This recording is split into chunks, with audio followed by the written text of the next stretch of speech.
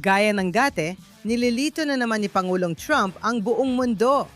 At nitong weekend, talagang wala na sa kontrol. Pakinggan muna natin kung ano ang sinabi niya sa Air Force One. Kung walang kasunduan pagdating ng Miyerkules matapos ang tigil putukan, palalawig ba ito o magsisimula na ulit ang pag-atake? Baka hindi ko ito palalawigin pero mananatili ang blockade.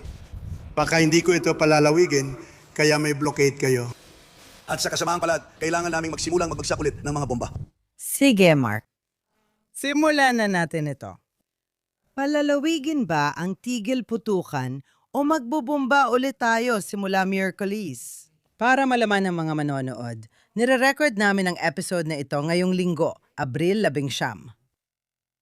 Ruthie, narinig natin ang Pangulo at may sasabihin ako, hindi ko alam kung sasang-ayon ka, pero ito ang tingin kong iniisip ni Pangulong Trump. Iniisip niya, Na kung sasabihin niyang magsisimula ulit tayong magbumbang muli, magbibigay yon ng insentibo. Magbibigay ng insentibo sa rehimen ng Iran na pumayag sa kasunduang gusto niya. Kung hindi sila pumayag, magbubumba ulit siya. Pero ano ba talaga gusto ni Trump? Paulit-ulit niya itong sinasabi at naniniwala ako sa kanya. Sinasabi niya na gusto niya ng kasunduan na tuluyang magwawakas sa paghahangad ng Iran na magkaroon ng sandatang nuclear, na ibig sabihin, ang pinayamang uranium sa Iran ay kailangang ilabas. At ang kakayahan nilang magpayaman pa ng uranium ay kailangang wakasan. iyan ang dalawa niyang pangunahing pulang linya sa programang nuklear. Hanggang ngayon, tumatanggi pa rin ang mga Iranian na umabot doon. Marami silang paglalaro sa mga salita, pero sa mahalagang issue, sinabi nilang hindi nila tutuparin ang mga iyon. Kaya maliban na lang kung magbabago ang asal ng mga Iranian, masasabi mong parang babalik tayo sa digmaan. Pero may dalawang tanong pa. Wala akong sagot pero gusto ko lang itong ibahagi para ikaw at mga taga-subaybay ng Israel Undiplomatic ay makapag-isip. Opsyon numero 1 ay baka sobrang tinamaan na ang mga Iranian at ayaw na nilang bumalik sa digmaan. Kaya sa wakas ay gagawa sila ng mga kompromiso na hindi pa nila nagagawa hanggang ngayon. Sa tingin ko mababa ang posibilidad pero posible, mababa ang posibilidad. Sinabi ni Trump na pwede ulit tumatake kaya iniisip ng lahat na babalik siya sa kampanya ng pambobomba. Tama? Sa tingin ko yun din ang sinabi niya. Binomba na natin sila dati. Pwede ulit. Pero baka sorpresahin sila ni Trump. Mahilig siya sa ganyan. Baka may iba siyang gawin. Baka maglunsad siya ng opensibang panlupa. Paborito kong ideya ay kukunin niya ang isla kung saan naroon lahat ng pasilidad ng langis. Pag nakuha niya ang isla ng langis, maaari na niyang ialok na wakasan ng blockade dahil wala na silang may lalabas. Pero iniisip ko na kung babalik si Trump sa aksyong militar, asahan mo ang hindi inaasahan, hindi lang basta pagbabalik sa pambobomba, hindi lang pareho ng dati. Asahan mo na may kakaiba. Sige, sumasang-ayon ako sa iyo na mas gusto ni Trump ang isang kasunduan at iba pa. Hindi ako sang-ayon dahil mukhang gusto mo ng kasunduan. Pero para sa akin, hindi pwede makipagkasundo sa mga jihadist. At kapag nakipagkasundo ka sa kanila, talo ka na agad. Pero ito ang nakakaintrigang bagay tungkol sa weekend na ito. At napansin ko ang pagbabago sa mood ng Israel. Sa mood ng mga Israeli, hindi ng buong Israel. At una, may ilang bagay. Una sa lahat, nagkaroon ng tigil putukan. Nagsimula ang 10 araw na tigil putukan kasama ang Lebanon. At nag-post si Pangulong Trump sa Truth Social ng isang bagay na nagtaas ng kilay ng marami dahil sa matalim nitong tono. Makukuha ng USA ang lahat ng nuclear dust mula sa ating mga B-2 bomber. Walang perang magpapalitan sa anumang paraan, anyo o porma. Hindi rin saklaw ng kasunduang ito ang Lebanon. Ngunit hiwalay na makikipagtulungan ang USA sa Lebanon at haharapin ang sitwasyon sa Hezbollah sa angkop na paraan. Hindi na bubombahin ng Israel ang Lebanon. Ipinagbabawal na ito ng USA. Sobra na. Tama na. Ngayon, kapag sinabi niya ng malalaking letra, pinagbabawala ng Israel na mambomba sa Lebanon. At alam mo, sobra na. Tama na. Ngayon, una sa lahat, ang nakakagulat doon ay ayon sa kasunduan ng tigil putukan sa Lebanon, pinapayagan at dapat lang na umatake ang Israel hindi lang kapag inatake ng Hezbollah, kundi kung may makita tayong anumang nalalapit na banta o kahit plano ng anumang kilos ng Hezbollah, may karapatan ng Israel na umatake. At iyon ang ginagawa natin. Ngayon, kapansin-pansin, kasi yung tweet na yon, hindi ko nga tatawaging tweet kasi nasa Truth Social yon, pero sige na, yung mga post niya, kalat-kalat talaga. Sinabi niya na pumayag na ang Iran na magsasama-sama tayo at aalisin ang nuclear dust. Sabi niya, bukas ang Straits of Hormuz sa Iran, pero sarado ro at may blockade. Wala tayong kasunduan na pumayag ang Iran, pero magkakaroon daw ng deal. At pagkatapos, sa loob ng weekend, may mga opisyal mula sa Iran. Ngayon, di natin alam kung sino ang namumuno roon dahil magulo na ang rehimen. Pero sinasabi ng mga leader, hindi namin isusuko ang aming mga nuclear na armas at hindi rin namin isusuko ang alikabok na nuclear at hindi rin namin isusuko ang aming karapatan na magpayaman ng uranium. At hindi lang yon, isasara ulit namin ang Strait of Hormuz. At para dagdagan pa, pinaputukan ng Iran ang 2 bangkang Indian na nabigyan ng permiso na dumaan sa Strait of Hormuz. Kaya ito ang masasabi ko. Ngayon, ayaw ni Trump na napagmumukhang tanga siya. Kaya sa tingin ko, pagdating ng katapusan ng linggo, mas marami pang Israeli ang nagsabi, naku, parang tapos na ang digmaan. Ngayon, sinasabi ng mga Israeli na mukhang sa araw ng kalayaan namin sa Miyerkules, muling magsisimula ang digmaan. Pero para bigyang bigat pa ang paniniwalang iyon, may isa pang post si Pangulong Trump na nagsabing, kahit gusto o hindi ng mga tao ang Israel, napatunayan nilang mahusay silang kaalyado ng Estados Unidos. Sila ay matapang, palaban, tapat at matalino. Di tulad ng iba na nagpakita ng tunay na kulay sa kaguluhan, matinding lumalaban at marunong manalo ang Israel. Nag-post din siya ng isang maikling video mula sa Iran na nagsasabing, Pangulong Trump, pakitulungan po kami, kaya ganito ang sitwasyon. Naniniwala kami. Naniniwala ako na muli tayong papunta sa digmaan ngayong linggo. Kaya na sinabi ko noon, posible talaga yon. Hindi naman ibig sabihin pareho ang mangyayari. Maganda lang sa sorpresa. Gusto kong tutulan ang presidente. At sa palagay ko, ang paraan ng kanyang pagsasalita o pagsulat sa una niyang post sa Truth Social kung saan sinabi niya na bawal ang Israel at tama na, ay hindi tama. Alam ko na hindi ko inaasahan na magiging magalang si Trump. Hindi ganoon si Trump. Napakatapat ni Trump. Sinasabi niya agad kung ano ang iniisip niya sa oras na yon at wala masyadong filter. Pero ang kausap niya ay kaalyado. Kausap niya ang isang matalik na kaibigan. Kausap niya ang isang bansa na nagbigay sa Estados Unidos ng mahalagang impormasyon. Kausap niya ang isang bansa na inilagay ang kanilang mga sundalo sa panganib upang lumaban at mamatay para makatulong na mapanalunan ang digmaan na ito. Kausap niya ang isang bansang matibay na kaalyado, hindi lang sa salita, kundi pati sa gawa. At sasabihin ko sa Pangulo na nakita kong hindi katanggap-tanggap ang kanyang mga sinabi. Ngayon, maaari siyang magkaroon ng mahigpit na pag-uusap kay Netanyahu. Maaari niyang sabihin kay Netanyahu, kailangan mong tumigil. Ngayon, sinusubukan kong talakayin ang mas malaking issue. Sa publiko, nakita kong sobra ang mga salitang yon at hindi ko nagustuhan. At sa tingin ko, karamihan sa mga Israeli ay hindi rin nagustuhan yon. Nagbigay rin ito ng bala sa mga kalaban ni Netanyahu sa politika. Alam mo, nagbigay ito sa kanila ng bala. Alam mo, pwede nilang sabihin, tignan mo, isa lang siyang puppet sa kamay ng iba. Hindi siya independent. Yung mga dati galit kay Netanyahu sa Israel dahil tumutol siya kay Biden, ngayon tinatawag na siyang tanga. Oo, tanga si Netanyahu kasi sunod lang siya kay Trump. Sa tingin ko, dapat gawin ng punong ministro ng Israel ang lahat para mapasaya ang Pangulo ng Amerika sa kasalukuyang sitwasyon. Oo, malaking bintahe yon dahil tayo ang pangunahing lumalaban sa Iran at sa usaping nuklear. Kailangan mong magprioridad gaya na nabanggit natin sa podcast. Sa palagay ko, hindi aaminin ni Trump na nagkamali siya. Pero naglabas siya ng pangalawang tweet kagabi na nagsasabing dakilang kaalyado at kaibigan ng Israel at dapat malaman ng mga ayaw sa Israel yon. Tapos, alam mo na, lahat ng katangian natin.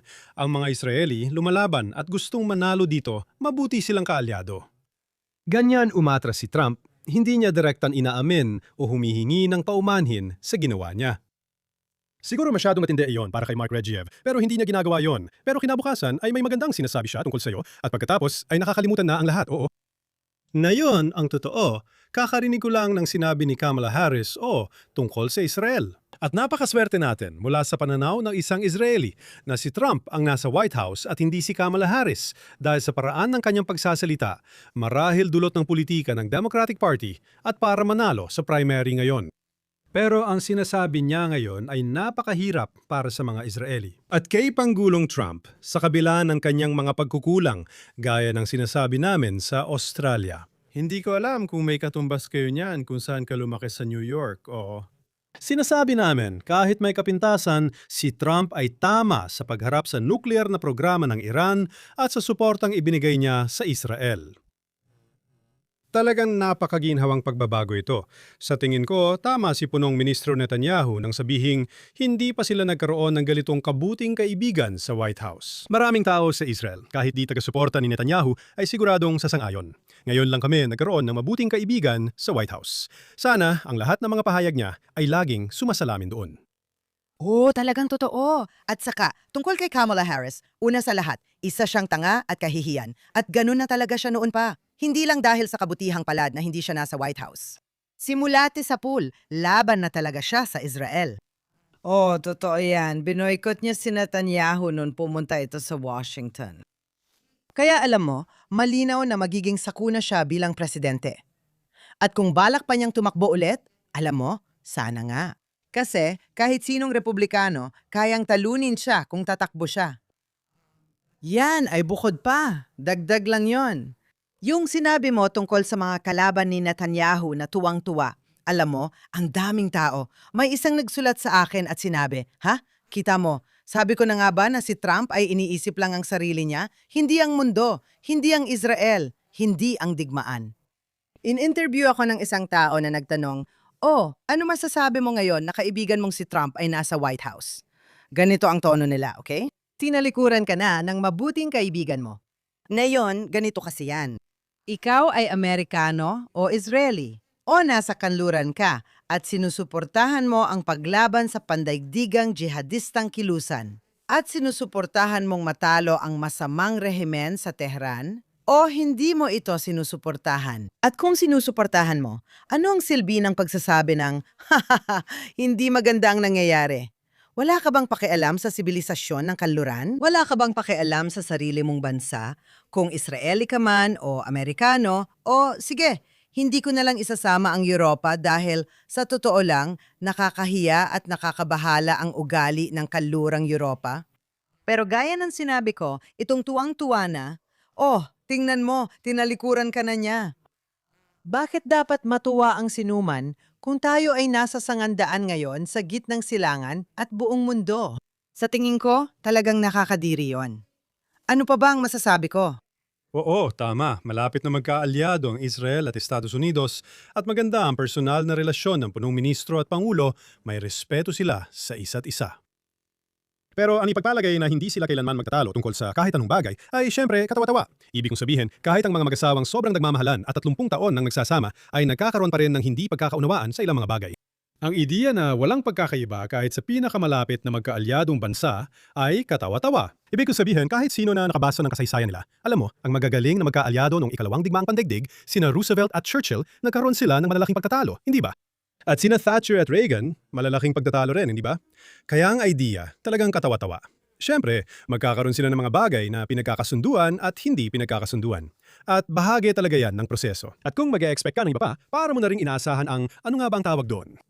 Inaasahan mo ang isang bagay na hindi makatuwiran. Hindi talaga mangyayari yun. Kahit sinabi ko na, naniniwala pa rin akong gaya ng dati. May mga hindi pagkakaunawaan tulad din na Roosevelt at Churchill na nagkaroon ng malalaking pagtatalo. Karamihan dito ay nangyari sa likod ng mga eksena. Ayaw mo namang bigyang ginhawa si Hitler dahil lang nag-aaway sa publiko ang dalawang leader ng alyansang kanluranin. At sa tingin ko, alam mo, kailangan nating tanggapin si Trump kung ano siya. Sa kabila ng lahat ng yon, kung pagbabasehan, gusto ni Trump na magpatigil tayo ng putukan sa Lebanon. Baka naisip niya na dapat magpadala ng matindi at malinaw na mensahe sa mga Israeli gamit ang shock therapy. Siguro ganoon niya ito nakita. Mahirap para sa mga Israeli ang pagtigil ng putukan sa Lebanon. Sa pagkakaintindi ko kay Netanyahu, ginawa ito dahil hiniling ng mga Amerikano. At ang kwento ng Iran, ang pangunahing kwento. At kami, alam mo, handa kami, alam mo, si Lenin, ang leader ng Bolshevik na revolusyon sa Rusya, ay kilalang nagsabi, isang hakbang paatras, dalawang hakbang pasulong. Tama ba? Pahinga muna tayo sa usaping Lebanon. Titigil muna tayo. Posibleng may negosasyon sa Pangulo ng Lebanon. Titingnan natin kung ano ang mangyayari. Ibang usapin na yon. Pero pwede tayo mag-pause dyan, manatiling nakatutok sa mahalagang bagay. Ang dapat nating tutukan ay ang usapin sa Tehran, hindi ang nangyayari sa Beirut. Kaya siguro, alam mo, sa tingin ko, tama ang naging desisyon ni Netanyahu. Masasabi kong kahit may pansamantalang tigil putukan sa Lebanon, may mga tropang Israeli pa rin sa buong timog Lebanon na dati namang wala bago nagsimula ito. Tama ba? Kaya naming pamahalaan ang kasalukuyang lugar namin. Walang hinihiling na pag-atras ang Israel sa tigil putukan kahit gusto yon ng Hezbollah. Hindi kami aatras. Kinokontrol namin ang aming lugar kaya magpapatuloy ang pagwasak sa infrastruktura ng Hezbollah. Gaya nung bago ang tigil putukan, pwede kaming maging maagap. At kung makakita kami ng banta sa aming mga tropa, kung makita naming may ginagawa ang Hezbollah na hindi nila dapat gawin, maaari namin silang targetin gaya ng ginagawa na namin. Sa tingin ko, interesting ang politika sa Lebanon dahil simula na mag-usap tayo ngayong linggo at sa nakaraang podcast, nagsimula na ang formal na pag-uusap ng Israel at Lebanon. Ngayon, realistiko ako sa mga usapan dahil mahina talaga ang gobyerno ng Lebanon. Mahirap para sa kanilang makipagkasundo sa Israel at tanggalan ng armas ang Hezbollah. Napakalimitado nito. Pero nagkakaroon tayo ng bagong pag-usad sa pamamagitan ng mga pag-uusap na ito sa Lebanon at tiyak na positibo yon. At sino ang nakakaalam kung saan ito hahantong? Tama, totoo yan. Kahit hindi soberanong bansa ang Lebanon, kontrolado ng Hezbollah lahat doon. Siyempre, magiging malaking pag-unlad kung sa paanong paraan ay magkasamang matatalo ng Israel at Lebanon ang Hezbollah. Maniniwala lang ako kapag nakita ko na at bupo. Pero, at ulit, inireserba ng Israel ang karapatan at ayon ito sa kasunduan na gawin ang kinakailangan para protektahan ang mga hangganan nito. At ayos lang na magpahinga muna dahil ang Iran talaga ang mas malaking issue. Gusto kong sabihin, mahirap ikumpara ito sa mga dating gobyerno, lalo na noong ikalawang digmaang pandaigdig, dahil mayroon na tayong social media ngayon. Alam mo, nung mga nakaraang henerasyon, kapag sinabi mong hindi pwedeng ilabas sa publiko ang ilang bagay, kahit na nailabas man, may opisyal na pahayag pa rin. Aabutin ng 24 na oras bago mailabas at maimprenta ang isang diaryo, di ba? Dito, lahat ay nangyayari ng real-time sa Twitter, sa Truth Social. At meron kang, magkakaroon ka ng mga komento ng Ayatollah sa Twitter. At meron ka rin. At si Trump naman ay mahilig magkomento. Palagi siyang nasa telepono niya nagkokomento. Kaya hindi mo talaga maikukumpara ang mga bagay na yon. Lahat ay lantad sa publiko. Ngayon, ang pagkakaiba ni Netanyahu at ni Trump ay si Trump mismo ang may hawak ng telepono niya at siya mismo ang sumusulat ng mga post na iyon. Alam natin yon dahil sa mga pagkakamali na nandyan. Hindi ito parang ginagawa ng PR office niya at ine-edit pa. Basta, inilalabas lang niya kung ano ang gusto niyang sabihin sa kahit anong sandali. Samantalang si Netanyahu ay ibang usapan. Hindi ako sigurado kung marunong pa nga siyang mag-tweet mismo. May staff siyang gumagawa nun. Maingat siya sa mga salita niya. Napakalinaw at magaling siya magsalita. At siguradong hindi siya nagkakamali sa gramatika, hindi sa Ingles, at hindi rin sa Hebreo. Iba-ibang usapan yan. Pero ang swerte dito, may problema rin kasi dito, alam mo yon, yung lantad na kanya-kanyang tirada sa social media. Ang advantage nito ay nalalaman natin ang iniisip ng mga leader sa isang partikular na panahon, lalo na ngayon. Dahil ang Iranian, alam mo, ang tagapagsalita ng Iranian Foreign Ministry at ang speaker ng parlamento ng Iran, dahil sa pagpunta nila sa social media, alam natin na tumatanggi sila kay Trump noong sinabi niya, oo raw sila. Swerte yon. Nakikita natin kung ano talaga ang sinasabi nila. At pabor ako doon. Kaya sasabihin ko lang ito na nung nakaraan, sabihin na nating nag-aaway sina Roosevelt at Churchill. Pwede siyang makipag-usap ng pribado. Ano nga ba tawag sa kanya? May lalaking si Reston, dating pangunahing kolumnista ng New York Times na may mga pribadong usapan. Magsusulat siya ng column na nagsasabing naiinis ang White House sa mga British. Mas pinapabilis at lantaran ito ng social media. Kung may alitan ka sa kaalyado at gusto mong magpadala ng mensahe, ginagawa na rin yan dati. Ang pagkakaiba lang ay sa timing noon. Matagal na panahon na yon. Kinabukasan sa dyaryo o balita sa radyo tulad ng CBS. Oo. Pag-usapan natin kung bakit tayo nagre-record ng podcast ngayong linggo dahil holiday sa Israel sa Miyerkules, Araw ng Kalayaan. Sana magsaya tayong lahat. At sa Martes naman ay para sa mga nasawing sundalo at mga biktima ng terorismo. Matindi, laging akma dito sa bansa. Dito, mas lumalalim ang kahulugan nito. Tama. Gusto ko lang sabihin, habang papasok na tayo sa ika-79 na taon ng Israel, tama ba? Sa tingin ko, sa dami ng mga problema at hamon natin, tama, marami pa ring dahilan na parang kalahati lang ang laman ng baso. Oo, nariyan pa rin ang rehimen ng Iran at kontrolado pa rin ng Hamas ang malaking bahagi ng Gaza, kahit karamihan nito ay kontrolado na natin. At ang Hezbollah, kahit mahina na tulad ng Hamas, andyan pa rin, di ba? May mga banta pa rin, tama? Mahalagang tandaan na kalahating puno rin ng baso, di ba? Sabi rin ni Netanyahu, hindi pa natin nakakamit lahat ng layunin. At makakamit pa rin natin ang mga yon sa isang paraan. O iba pa, tulad ni Trump. Oo, gagawin natin ito sa pamamagitan ng puwersang militar o diplomasya. Pero ang totoo, may malaking Israeli buffer zone sa Gaza, kaya hindi na nakadikit sa hangganan ang mga teroristang tauhan ng Hamas na nakaharap sa mga komunidad ng mga sibilyang Israeli. Ganun din sa Lebanon dahil andun pa rin ang sundalong Israeli sa timog. Hindi na nakadikit mismo sa hangganan ang mga tauhan ng Hezbollah gaya ng dati, tama? Sa Syria, mayroon na tayong buffer zone ngayon kung saan naroon na ang IDF sa loob ng ilang buwan na. At pati sa Iran, tama? Sa pinakamasamang senaryo, walang kasunduan sa pabagsakin ng Iran. Pero kahit ganon, malaki pa rin ang nabawas natin sa lakas ng halimaw na Iranian. Kaya sa palagay ko, ngayong araw ng pag-alala at araw ng kalayaan, una, dapat tayong magpasalamat sa mga kabataang lalaki at babae ng Israel na nag-alay ng buhay para sa kalayaan ng bansa. At kasabay nito, masasabi rin natin, bawat buhay na nawala mula noong ika-7 ng Oktubre, 2023 at napakaraming buhay ang nawala, oo. Masasabi natin ang mga buhay na iyon ang nagbukas ng daan sa mas paborableng estratehikong kalagayan ng Israel ngayon. Mas malakas at mas ligtas tayo. Mas ligtas tayo ngayon kumpara 3 taon na ang nakalipas. Walang duda tungkol doon. At nakakagulat pa nga, napakalakas ng shekel, kaya malapit ng kailangang makialam ang bangko ng Israel. Sa loob ng 1 taon, maaaring pumantay ito sa dollar. Ibig kong sabihin, booming ang stock market. Talagang misteryoso ito. Pero, ayan na nga, may isa pa akong sasabihin tungkol sa sinabi mong mas maganda ang kalagayan natin.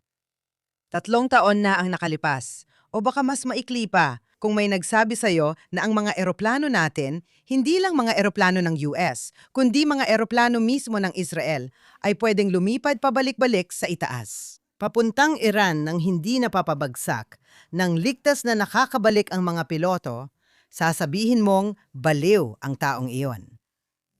Noon, malaking at nakakatakot na kalaban ng Iran. Tingnan mo ang mga naipakita at nagawa natin. Napakahalaga nito. Tulad ng sinabi mo, kahit yun lang ang makamit natin, malaking bagay na yon. Ang tanging bagay na kinababahala ko, at sana hindi mangyari, ay sobrang lapit na natin. At na naman, kung makikinig tayo sa propaganda. O alam mo na, sinasabi ng kanluran na gusto raw nilang makipagkasundo o kung anuman na mauwi tayo sa, masasabi kong, pag-urong at makalimutan na hindi mo talaga mapagkakatiwalaan ang kahit anong sabihin nila at hindi ka dapat makipagkasundo sa kanila. Talagang kailangan mong palitan ang salitang kasunduan ng salitang pagkatalo. Kaya ulitin ko ang sinabi ko sa isang naunang podcast, Ruthie. Gusto ko ring makita na mas gumanda ang mga bagay. Nais kong gumagsak ang rehimen ng Iran at muling magkaroon ng magandang relasyon sa Tehran tulad noong panahon ng Shah. At gusto ko ring makita na tuluyang mapaalis ang Hamas sa Gaza. Gusto ko ring makita na tuluyang mapaalis ang Hezbollah sa Lebanon at magkaroon ng kasunduang pangkapayapaan sa kanila at iba pa. Nasabi ko na yan, pero kailangan kong maging realistiko at sabihing huwag hayaang maging hadlang ang paghahangad sa perpekto sa kung ano ang posible at mabuti, tama? Kung iisipin, 3 taon na ang nakalipas. Ganito na ang estratehiya ng mga Iranian. Malapit na silang magkaroon ng sandatang nuklear. Hindi lang si Mark Regev ang nagsabi niyan. Sinabi rin yon ng IAEA at ng UN. Mas malapit na silang makakuha ng sapat na fissile material para sa bomba kaysa dati. Kasabay nito, nagtatayo sila ng mga proxy army at teroristang hukbo sa hangganan ng Israel, Hamas sa Timog, Houthi sa Yemen at Hezbollah sa Lebanon. Naalala ko noong nakaupo ako sa mga pagpupulong ng gobyerno, noong ako'y nasa gobyerno pa noon, At kaya nilang magpakawala ng literal na 10,000 mga misil sa lahat ng bahagi ng Israel. At magkakaroon tayo ng napakaraming kaswalti, tama ba? At ngayon, kaya pa rin nila, gaya ng nakita natin nung nakaraang linggo, kaya pa rin nilang magpaputok ng mga misil sa Israel. Pero maliit na bahagi na lang ito. Maliit na bahagi kumpara sa dati nilang kakayahan dahil sa lahat ng ginawa natin para pahinain ang iba't ibang halimaw. At sa tingin ko, kaugnay niyan, mahalaga talaga, lalo na ngayong papalapit na ang araw ng paggunita at araw ng kalayaan, na alalahanin natin ang mga nakamit na tagumpay. May kailangan gawin pa, pero huwag kalimutan ang mga nakamit na natin. Palagi kong sinasabi, kung babalikan mo kung nasaan ang Israel 78 taon na ang nakalipas noong idineklara ni Ben-Gurion ang Estado ng Israel noong 1948 at kung nasaan na tayo ngayon, makikita mong noon ay talagang may banta sa pag-iral ng Israel. Sinabi ng mga Amerikano kay Ben-Gurion at ni Marshall kay Sheret, dating Shevtok, sa Washington, 2 linggo bago ang deklarasyon ng kalayaan. Pakinggan ninyo, maaaring hindi ninyo ito mapanalo at hindi kami magpapadala ng tropang Amerikano para tumulong. Kung ideklara ninyo ang kalayaan, nasa inyo na yan. Alam mo, nakatanggap siya ng pagsusuri mula sa Pentagon at CIA. Mas marami ang Arabo at armas nila kaysa Israel, pero di tiyak ang tagumpay nila. Nagbigay siya ng tapat na payo. Huwag ninyo gawin dahil baka hindi ninyo mapanalo ang digmaan at hindi kami tutulong iligtas kayo. Tama ba? Nagdesisyon si Ben-Gurion, idineklara ang kalayaan at hulaan mo kung ano ang nangyari. Nagtagumpay kami. At mula noon, ang totoo ay mas malakas tayo sa politika, mas malakas tayo sa demografiya, mas malakas tayo sa ekonomiya, mas malakas tayo sa militar, mas malakas tayo sa estratehiya kaysa dati. Dahil dito, tingin ko lahat ng Israeli ay maaring magdiwang ng araw ng kalayaan ngayong taon ng masaya. Tiyak! At sa susunod na, nandito tayo o sa susunod na magsama-sama tayo sa studio, ang tanong ay, gagawin ba natin ito at kailangan bang tumakbo sa mga bomb shelter o hindi? At malalaman natin. Malalaman natin, magandang makausap ka, Ruthie.